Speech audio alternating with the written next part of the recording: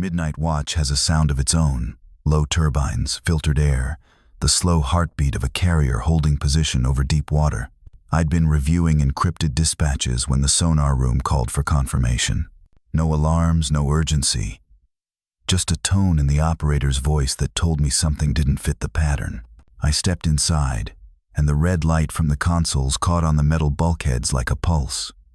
Every station was silent, except for the rhythmic ping of the array sweeping the abyss. Then, a double return blinked onto the main display. 2 perfect arcs, mirrored like an architect's draft. "Depth?" I asked. 9,800 meters, the tech replied, barely breathing. "It's geometric, sir, 4 corners, equal angles." He didn't need to say it. Geometry doesn't happen by accident under that much pressure. I froze the sonar frame myself, labeled it ATL-02A, and logged the coordinates. Procedure said file and move on. But the pattern was too precise, too deliberate. It wasn't an echo, it was a pulse. The longer I watched, the clearer it became. The ping had rhythm, an almost mechanical interval, as if something down there was listening back. That idea should have been absurd, but absurdity loses meaning after enough deployments. The Atlantic hides more than it reveals. Sometimes it gives you symmetry where chaos should be. I forwarded the frame to Intel storage under a sealed tag. No public channels, no chatter. Just a record that something impossible had answered us from below. When the transmission finished, I stood there a moment, hand on cold steel, feeling the carrier hum through my palm. The ocean was calm, but the signal was still ringing in my skull, quiet and deliberate. Silence versus signal, that's how it started. One unreadable return against a backdrop of static. I told myself it was interference, but the pulse never drifted, never broke formation. Somewhere, almost 10 kilometers beneath the surface, order existed where none should. By the time I left the sonar bay, the red lights had dimmed to night mode. The crew kept moving through their routines, unaware that something ancient or engineered had just whispered through the deep. I didn't file the full note in the system. Some things belong off the record, at least until you understand what you're dealing with. Still, I kept the printout, classified sonar frame, time-stamped 0003 hours Zulu, depth 9,800 meters. I folded it into my field log and sealed it behind my credentials. That single image, the ocean's heartbeat caught mid-breath, would follow me through every corridor, every briefing, every order that came after. The Atlantic had spoken once. I needed to find out if it was waiting to speak again. By 0600 hours, the sonar bay felt colder, though the temperature hadn't changed. The hum of the carrier stayed constant, but something quieter had shifted. The kind of silence that follows when command already knows what you've seen. I was in my berth reviewing the encrypted packet when the comms alert blinked amber. Joint Ops Priority, classified geological disturbance protocol. The message came through under ComSublin Encryption Sequence 5.3, top-tier Atlantic Fleet clearance. It looked routine on the surface. Reclassify and archive all sonar anomalies under natural geological events. But the metadata told another story. My report, ATL-02A, had been accessed by 5 different logins in less than 2 hours, all higher clearance than mine. Then, without warning, the file vanished. Not moved, deleted. In the Navy, data doesn't disappear. It gets buried, sometimes literally. I opened the system logs manually and found the trace. A purge command routed through Norfolk, time-stamped 4 minutes after the Joint Ops directive. The reason field read, consolidation under seismic review. They called it disturbance. I called it precision. The difference was more than semantics. It was the line between curiosity and suppression. I copied the residual hash of my deleted report onto a secured drive before the next system sweep could erase it. Officially, that's a violation of data protocol. Unofficially, it's the only way truth survives bureaucracy. When I tried to raise it with my superior, Commander Rhodes, he didn't even look up from his tablet. "Orders are orders," he said. "Don't chase ghosts, Lieutenant. There's enough noise without inventing more." His tone wasn't hostile. It was weary, practiced, the sound of someone who'd learned where not to look. That's when the crack in trust began. Not a rupture, just a hairline fracture along the chain of command. Protocol was supposed to keep us safe, but it was starting to sound like camouflage. Silence versus signal had been theory before. Now it was policy. Before leaving the comms room, I double-checked the secure log. Comsubblant divided by ATL. Fleet authorization locked. My name no longer appeared in the access list. Whatever we had detected wasn't ours anymore. It had been claimed, sanitized, sealed. I watched the red lights flicker against the steel bulkhead and thought of that perfect geometry pulsing in the dark, erased as if it never existed. The Atlantic doesn't delete itself. Someone had reached into the system and pressed the kill switch. By the time I stepped back onto the deck, dawn had started to break over the horizon. Thin, colorless, indifferent, as if mocking our attempt to tidy its secrets. I told myself it was over, just another classified anomaly. But the question had already surfaced and refused to sink. Why would command suppress a perfect echo? By the end of the week, my inbox carried the kind of email that doesn't need explanation. Subject line, transfer authorized, NID det, Diego Garcia. No preamble, no commendation, just coordinates and a departure time. The Atlantic's gray cold had been traded for an island in the middle of nowhere, and the speed of it all felt too deliberate to be coincidence. One day I was standing under the carrier's red lights. The next, my orders told me to report beneath a tropical Sunday. Cold versus heat, contrast as cover. The Ardent's decks were slick from rain the morning I left. I watched the ocean shift from steel to silver as the helicopter blades cut through the mist. Each rotation sounded like punctuation, closing a sentence I hadn't finished writing. Officially, the reassignment was routine rotation, but unofficially, everyone knew rotations don't happen overnight without briefing logs or personnel justifications. Even Rhodes avoided eye contact during the handover, sliding the sealed envelope across the metal table as if it burned to touch. "You're good at keeping things quiet," he said, voice lower than usual. "That's what they need now, containment." His words weren't an order this time. They were a warning disguised as courtesy. For a moment, I saw the man beneath the uniform, tired, loyal, terrified of stepping outside the perimeter of his orders. He leaned closer.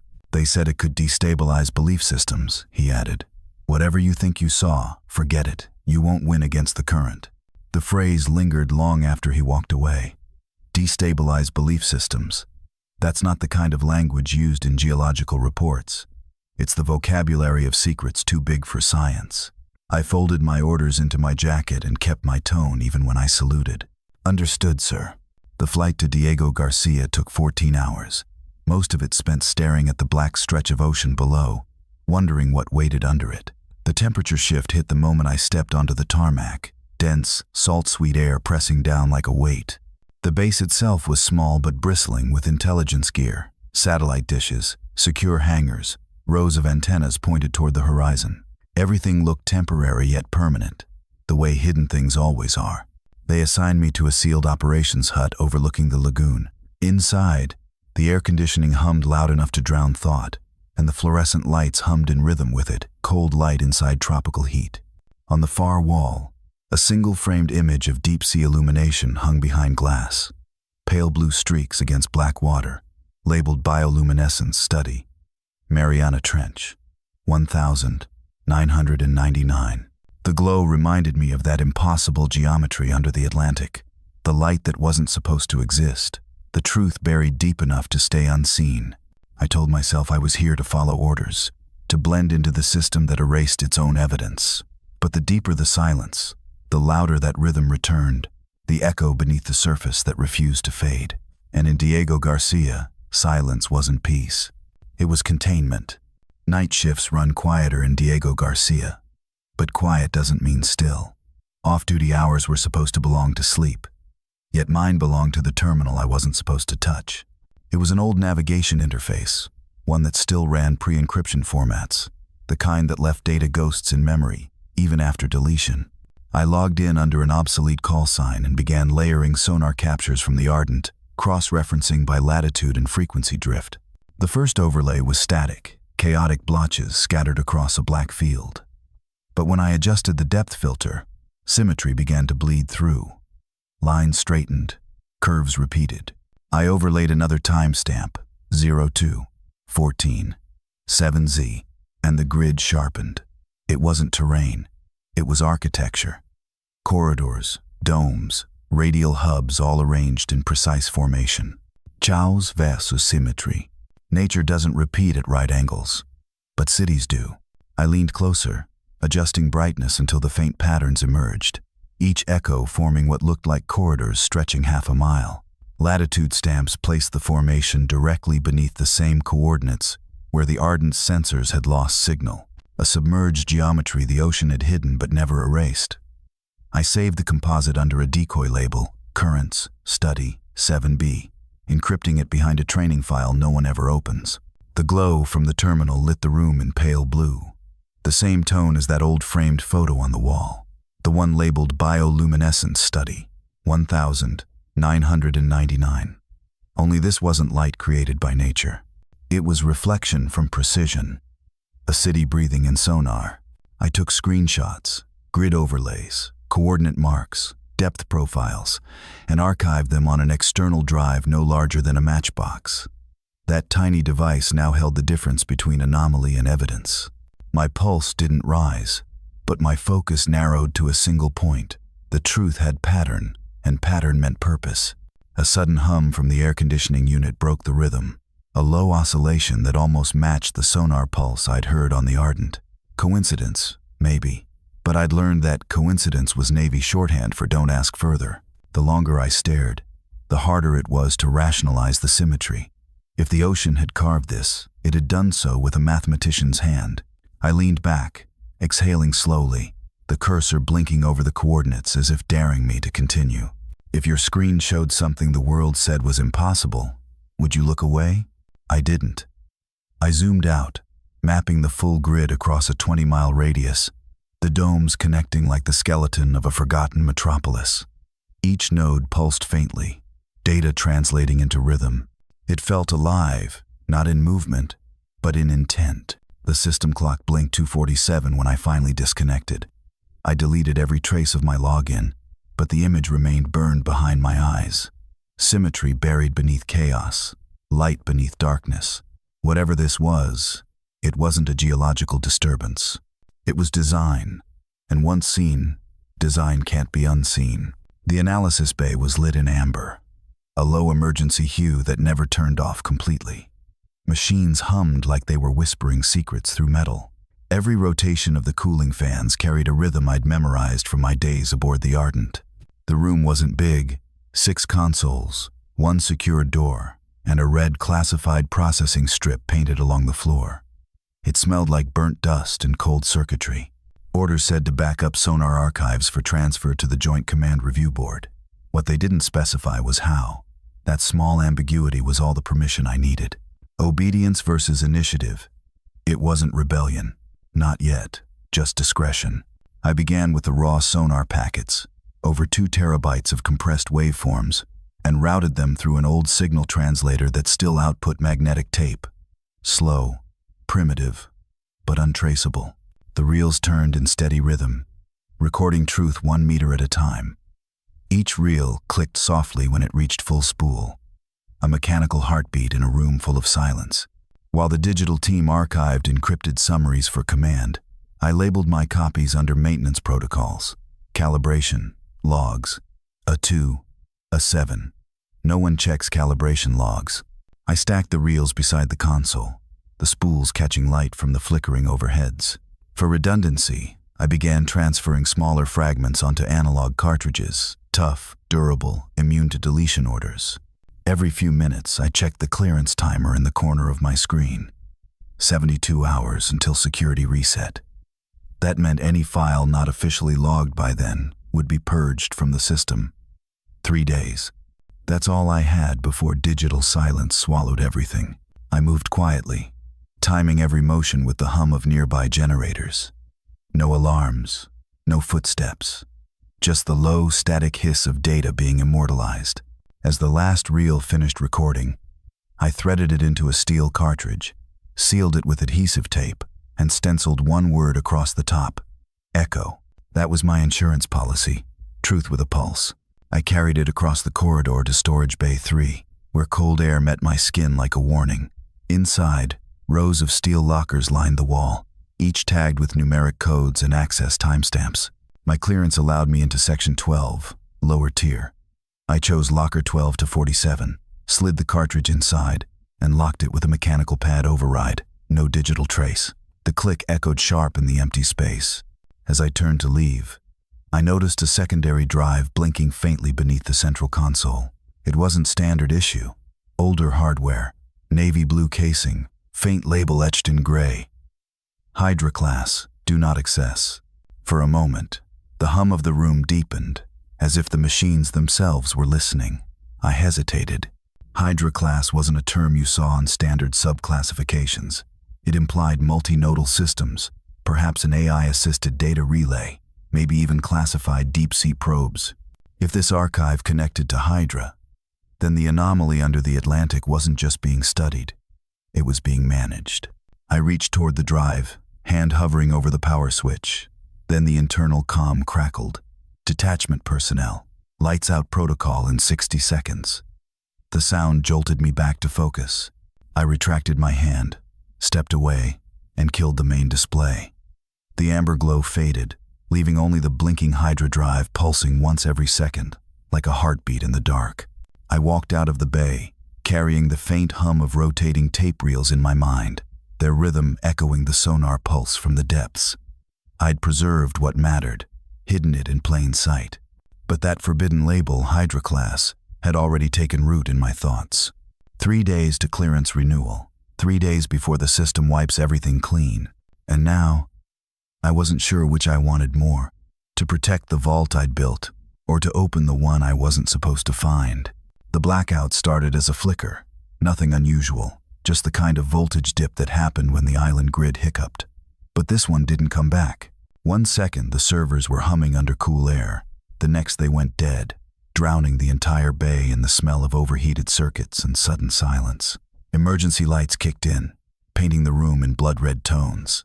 Every monitor showed the same thing when they finally rebooted. System restoring complete, files not found. The directories I'd built, the reels I'd cataloged, the sonar grids I'd layered, they were all gone.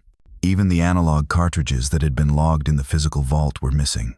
Doors sealed, locks intact. But the shelves were empty, wiped clean as if someone had vacuumed history itself out of the air. I ran diagnostics, checked the metadata trails, the checksum logs. Nothing. Even the timestamp records had been overwritten with a single signature line. Comms error. Origin undetermined. It wasn't sabotage from within the detachment. This was surgical, top level, precise enough to erase presence itself. By noon, word had spread through the hallways, half-truths and whispered theories filling the static where data used to be. Someone said a magnetic surge had fried the drives. Another swore it was a containment protocol, triggered by an unauthorized access flag. Neither fit. Containment requires acknowledgement. This was omission disguised as accident. I went to the storage wing anyway, the steel corridor colder than I remembered. Locker 12 to 47 stood slightly ajar, the padlock dented from impact. Inside, twisted metal shards and charred adhesive flakes marked where my reels had been, except for one. A single magnetic reel had rolled into the far corner, its label half-melted but legible, Echo. It was scuffed, warped at the edges, but still intact, presence in a sea of erasure. I cradled it like evidence from a vanished crime scene, knowing it wasn't luck. It was oversight.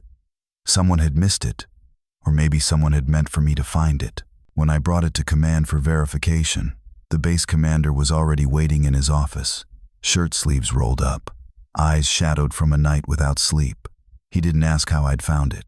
He just gestured to the chair and said, quietly, "They told me to classify this as a geological misread." I didn't respond. He sighed, leaning forward. Off the record, the directive came from higher than Comsubblant. They think what you found down there isn't human. Not alien either, something older. Their words, not mine. His tone carried no malice, just fatigue, the kind that comes from following orders you don't believe in. I studied him, wondering if he realized how close he'd drifted to treason just by saying it out loud. "And the backups?" I asked. "Relocated," he said, "or destroyed. Depends on what you want to believe." He slid a small data tag across the desk, a clearance slip signed for equipment retrieval. No explanation, just coordinates to an off-site storage module marked Restricted Technical Debris. His eyes met mine briefly before he looked away. You didn't hear this from me. Outside, the lights along the runway flickered back to steady white. The hum of generators returned, restoring the illusion of order. But the walls felt thinner, the silence heavier. Somewhere in the distance, ocean wind scraped against the metal siding, rhythmic, almost deliberate. The files were gone, the vault was gutted, and yet one heartbeat of the anomaly remained. Presence versus erasure. That's how control works, not by shouting, but by choosing which silences survive. And this silence had just started to sound like a signal. They moved me before dawn. No notice, no explanation. Just an encrypted transfer order marked Priority Red. The airstrip at Diego Garcia shimmered under sodium lights as a transport jet waited with engines humming low. The kind of hum you feel more than hear. We took off without a manifest, descending hours later through fog thick enough to swallow daylight. When the hatch opened, the air hit cold and metallic. Beneath the hangar, below 2 security checkpoints and 1 retinal scan, the USS Nomad waited, sleek, matte black, the kind of vessel that doesn't officially exist. Inside, everything pulsed. The reactor hum was steady but alive, vibrating through the floor like a second heartbeat. Pressure was constant here, physical from depth, moral from secrecy. The corridors were narrow, lined with conduit pipes and low red lighting that turned every reflection into shadow. I was escorted to the operations module, sub-level 4, where the walls were plated in sound-dampening panels, and the ceiling sweated condensation from the cold. The officer in charge, Commander Rael, stood by the console, silver hair clipped regulation short, his expression the kind that didn't need volume to command silence. He didn't start with a welcome. "Your data from the Ardent led us here," he said. "That echo, your echo, originates from coordinates directly beneath our current position." He paused, watching for reaction. Depth reads beyond 10,000 meters. The structure shows non-random geometry and residual energy signatures. For operational continuity, it's being logged as a thermal vent cluster. The euphemism landed heavy. I recognized the phrasing, language designed to contain panic without admitting discovery. "Why the secrecy?" I asked, though the question tasted rhetorical. Rael's gaze didn't waver. "Because, Lieutenant, what's down there doesn't match any known era or design, and belief systems, civil, religious, scientific, don't take kindly to contradictions." He turned a monitor toward me. On screen, sonar sweeps rendered faint outlines, corridors intersecting domes, grids layered like a city carved into abyssal rock. The pressure in my ears deepened. Or maybe that was my pulse sinking to the reactor. He pointed at a dimly glowing sector marked Zone C9. "That's where you come in. We're not mapping geology anymore. We're documenting intention." The words hung between us, colder than the air. On the console, my clearance badge blinked green, unlocking files labeled Sub-Level Mission Directive 5.3. Observation only. Observation meant obedience. No interpretation, no interference. The kind of role designed to keep conscience quiet.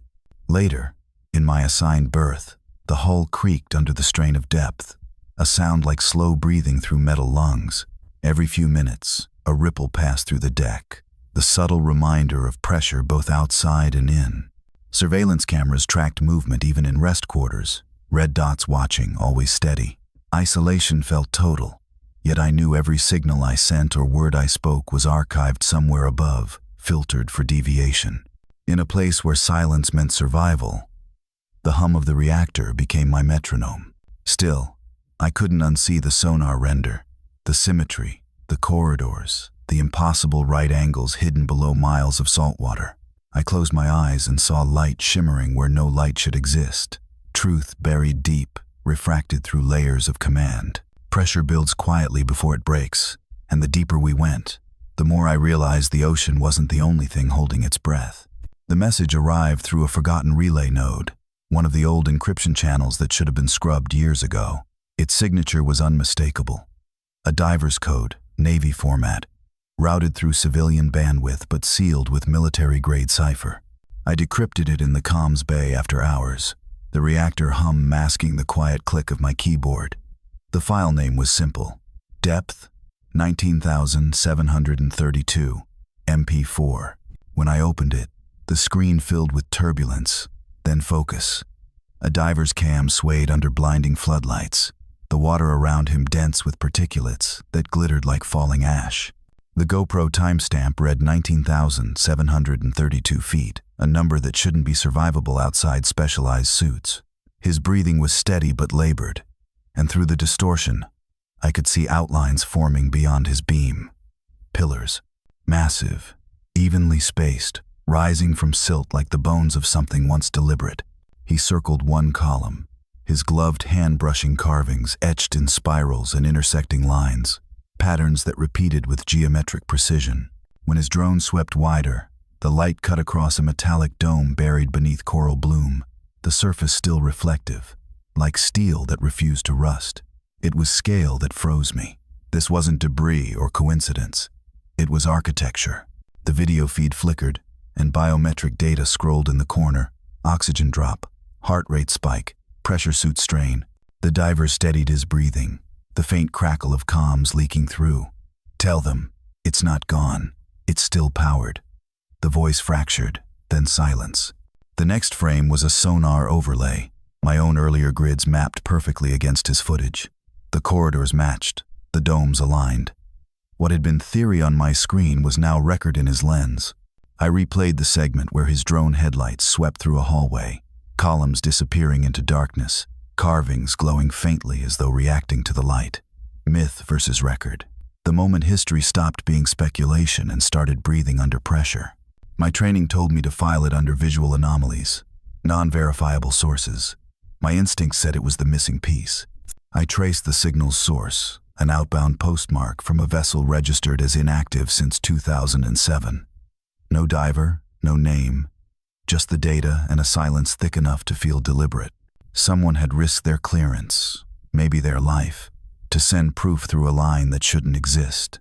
The open loop that began with a deleted report on the Ardent was beginning to close, but not comfortably. I copied the footage to a secure drive, labeled it Echo, Vault 2, and slipped it inside my uniform pocket.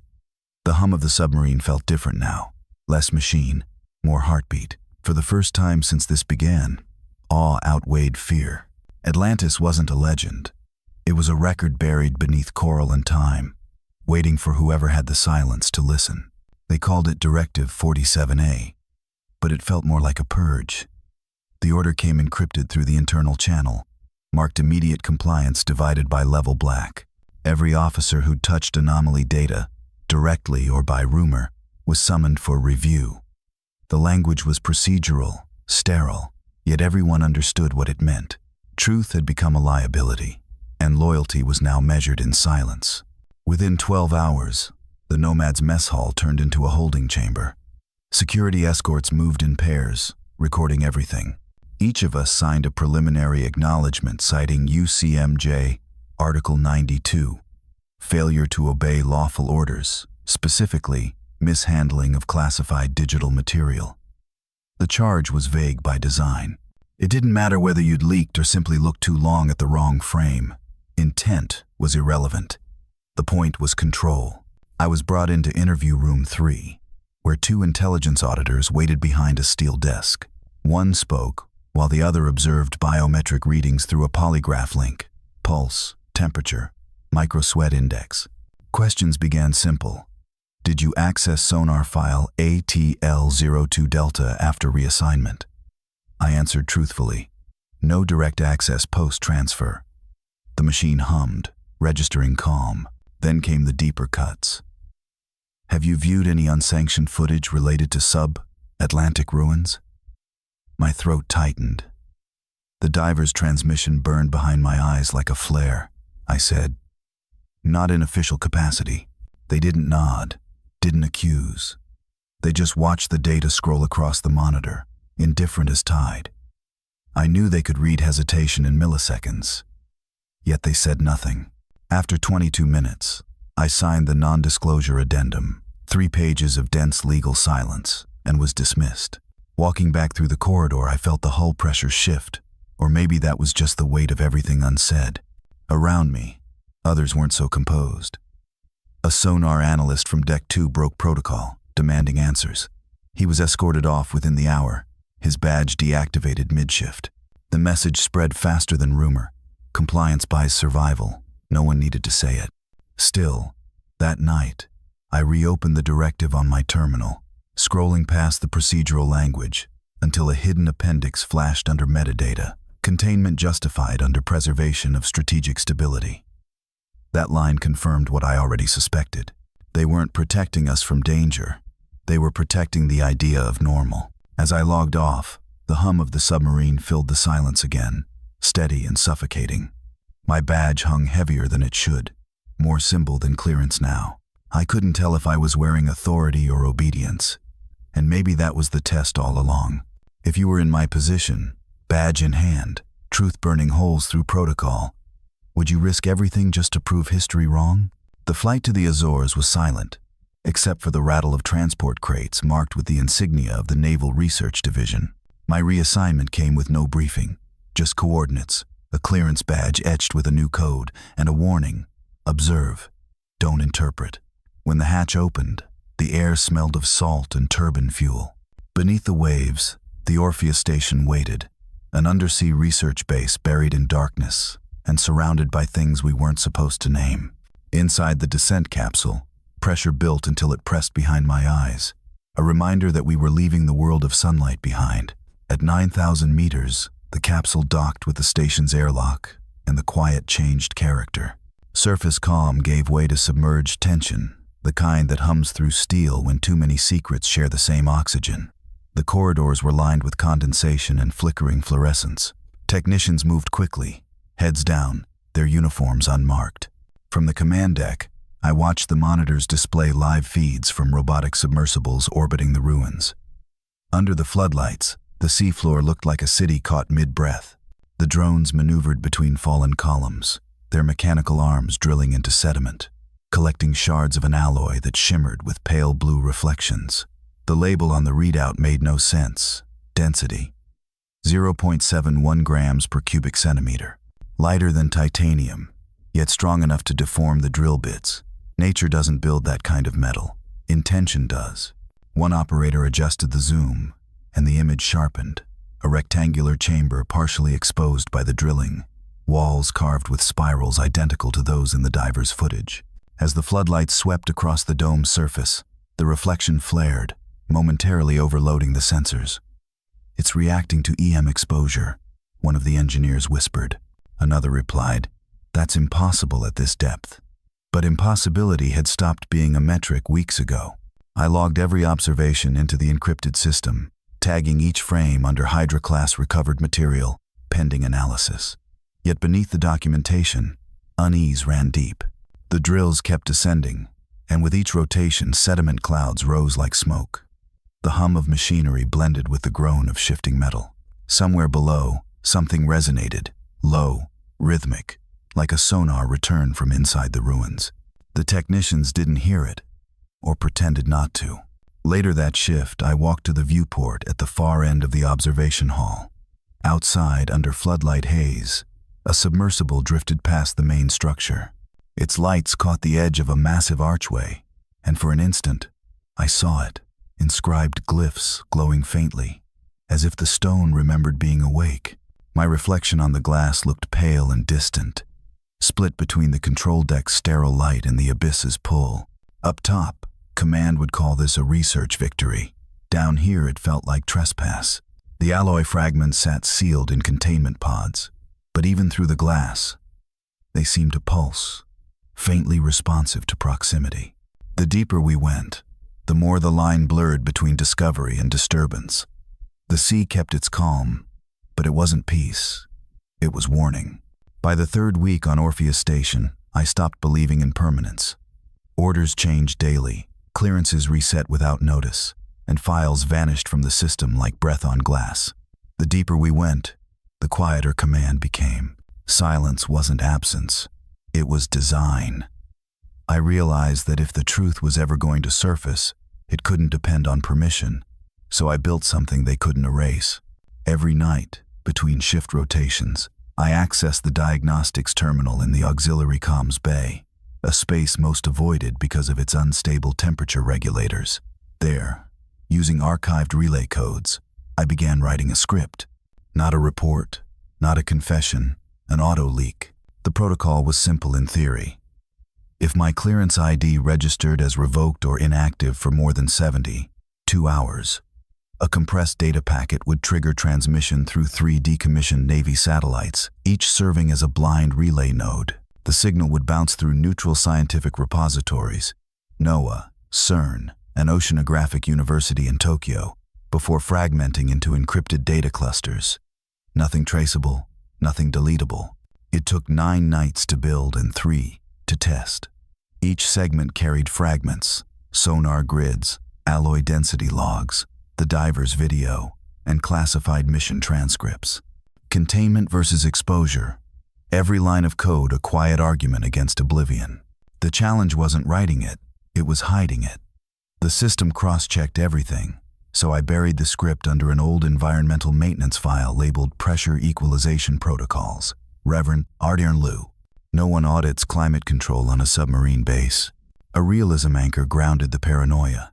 I logged the encryption checksum manually, marking it in my personal ledger under Hydra-class maintenance log, dated and signed. Redundancy was survival. If anyone discovered it, they'd think it was an outdated calibration note. But the logic was cleaner than conscience. The truth deserved contingency. During one test, as the uplink lights blinked in sequence, I caught my reflection in the console glass, pale, tired, refracted by the green glow of the monitors. Behind it, through the viewport, light shimmered from the floodlights outside, diffusing through the water like dawn in suspension. The motif returned. Light through water, truth finding its own path, bending but never breaking. Still, the act wasn't heroism, it was insurance. I didn't plan to use it, only to know it existed. Yet every time I keyed in the override and watched the confirmation blink active divided by silent, I felt a strange calm settle in. Not defiance, not even courage, just alignment. Whatever they buried under the Atlantic, it wouldn't stay buried forever. The USS Ardent loomed like a steel continent against the dawn, her deck slick with salt spray, her radar towers slicing the fog. I'd been recalled under immediate debrief authority, flown in on a blacked-out Seahawk with no explanation. When the hangar doors sealed behind me, I knew this wasn't a review. It was containment. The warship's hum was familiar, but colder now, as if the metal itself anticipated what I was carrying. Inside the war room, the air was heavy with discipline. A half-circle of officers sat beneath a wall of silent monitors. No insignias, no recording devices, only the faint pulse of the ship's reactor bleeding through the floor. I placed the sealed cartridge and a printed data log on the table. Across from me, the commander's eyes didn't move. He had the stillness of someone used to power, not persuasion. "You understand what you're doing," he said, not as a question, but as a warning. I keyed the projector, and the room filled with blue light, sonar echoes stitched into form. The grid patterns rose like ghosts, columns, domes, corridors. Then the tampering logs, deleted entries, overwritten clearance codes, falsified timestamps, all traced to one encrypted user group, Comsublent divided by redline. Power versus proof detonated in silence. No one interrupted. No one needed to. The truth had weight now, mechanical, undeniable. I let the final frame hover on screen, the symmetrical formation, 9,800 meters below, pulsing faintly like a heartbeat. "This," I said, my voice steady, "wasn't a geological disturbance. It was a message." The admiral to my left exhaled through his nose, more fatigue than disbelief. "You think it's a city," he said. "I think it's evidence," I replied. "And someone wanted it gone." Then the silence broke, not with an order, but a confession. The commanding officer leaned forward, elbows on the steel table, and said quietly, "You think we haven't seen it?" His voice carried no mockery, just exhaustion. "We've been diving those coordinates for 20 years. We found walls that move, structures that breathe, I went down there myself. The words hung in the stale air. Architecture breathing.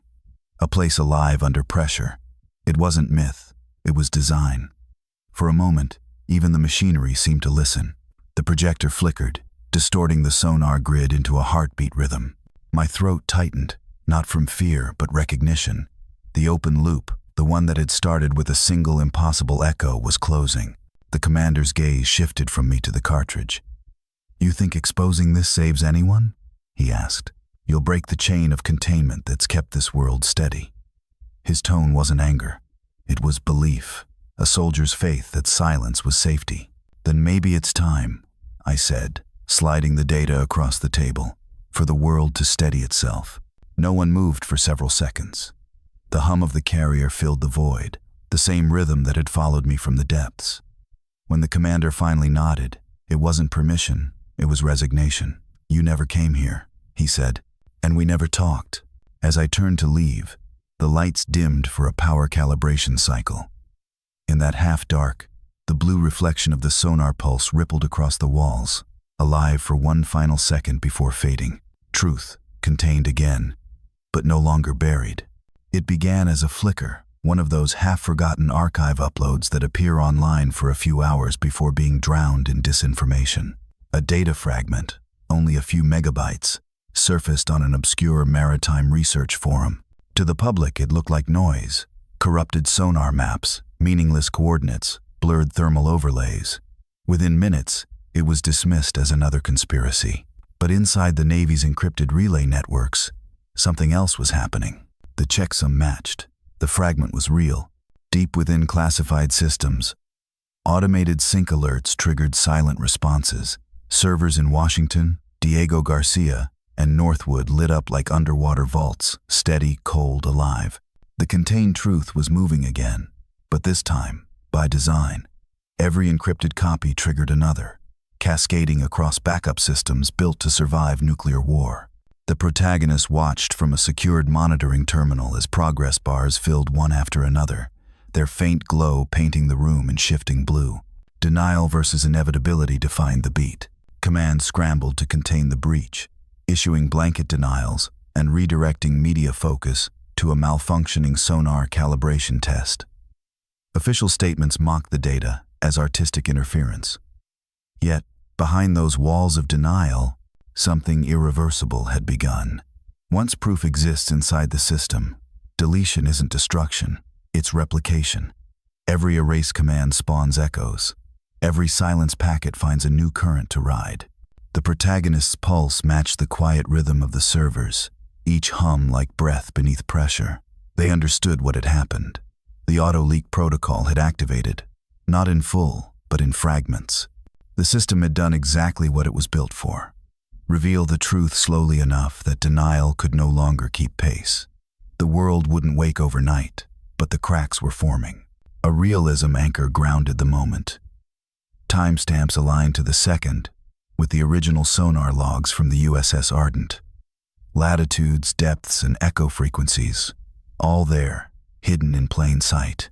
It wasn't a revelation shouted from rooftops. It was a whisper carried through fiber optics, unstoppable once it started. On the screen, lines of code rippled like light beneath water. The motif returned, the illumination bending but not breaking, finding its own way through darkness. The protagonist leaned back, watching as the final sync completed and the terminal dimmed to black. Outside, in the metallic stillness of the undersea station, they felt no victory, only inevitability. Somewhere in the network, a silent vault opened. The truth had entered circulation, and nothing, no command, no protocol, no ocean deep enough, could bury it again. By the time the memo reached my secure inbox, the language was sterile, clinical enough to bury awe beneath bureaucracy. The site was now officially designated a volcanic shelf instability zone, effective immediately under Maritime Geological Classification 4B. The phrase appeared in every communique, erasing centuries of implication with 4 words and a seal. It was elegant, final, and false. Inside the system, though, another document surfaced, a restricted mission code tagged Nereus Division. No press release, no personnel bulletin. Just a brief line in the internal audit queue marked, "Pending oversight, 30-day review cycle." It wasn't a shutdown. It was a pivot. Preservation disguised as closure. I'd seen enough internal restructures to know their pattern.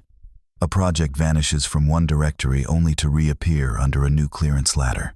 The Nereus Charter listed 5 scientists, 2 intelligence officers, and a single phrase under objectives: hydro-architectural continuity mapping. The language was intentionally opaque, yet it confirmed everything. The Navy hadn't erased Atlantis. It had claimed it. Erasure versus preservation became the quiet victory line. On paper, I'd been reassigned to routine intelligence analytics.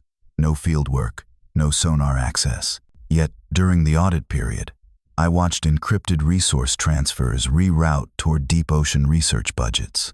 The same coordinates, the same vessel logs, now hidden behind a code name. The system was pretending to move on, but its heartbeat never stopped.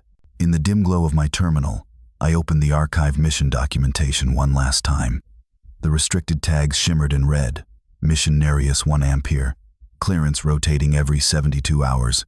Accessible only under direct authorization from Commsablant Command. Proof that even in silence, the truth had been preserved. They'd call it volcanic, unstable, unsustainable. But I'd seen the architecture breathing beneath 10,000 meters of pressure. And deep down I knew the Navy hadn't buried the discovery. It had simply changed the locks. Years later, the sea looks quieter than it used to. From the Academy's observation deck, the coastline glows under the carrier lights anchored offshore, their reflections threading gold through the dark water. The cadets think it's just routine training, but I know every drill, every briefing, carries echoes of what we found. The Navy calls it tradition. I call it containment through education. I teach them about signal integrity, encrypted archives, and the discipline of silence. Not the silence of denial, but the kind that keeps knowledge alive until the world is ready to hear it. Some nights, I catch the younger officers watching the horizon, wondering what lies beneath. I don't answer directly. I let them learn to read patterns the way I did, through restraint, observation, rhythm. The ocean rewards patience, not noise. Revelation versus restraint defines these years. I've seen how truth moves, slowly, deliberately, like light bending through deep water. You can't stop it, only guide where it surfaces. The classified programs continue under new names, buried in documentation only a few of us recognize. The architecture still breathes somewhere far below, under a code that changes every 72 hours, as if the sea itself insists on secrecy. I've stopped chasing legends. Legends end in spectacle. Records endure in silence. The students don't need to know every detail, just how to guard what matters when command forgets why it should. The red glow from the control tower fades against the silver water, a quiet contrast of duty and reflection. The waves outside catch the carrier lights one last time, scattering them like shards of memory. I watch them fade and whisper, almost to myself. I wasn't chasing legends. I was guarding the record.